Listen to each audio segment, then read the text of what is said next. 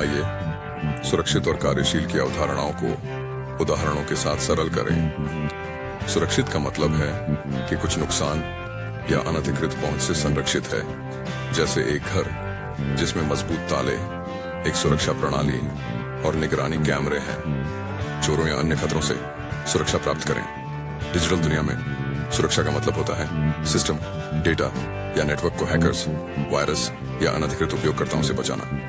Password, encryption और firewall का उपयोग करके आप अपने कंप्यूटर को सुरक्षित रख सकते हैं या वेबसाइट।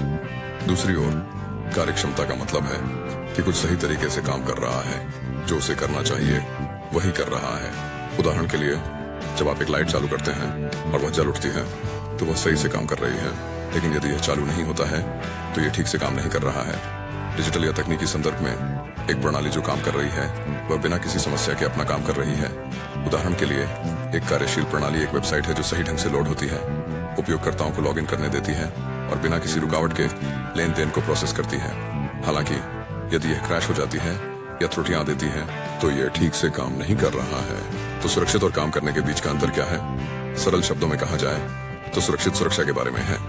यह सवाल पूछता है, क्या सिस्टम खतरों से सुरक्षित है? वहीं काम करना प्रदर्शन के बारे में है। यह पूछता है, क्या सिस्टम वह कर रहा है जो इसे करना चाहिए?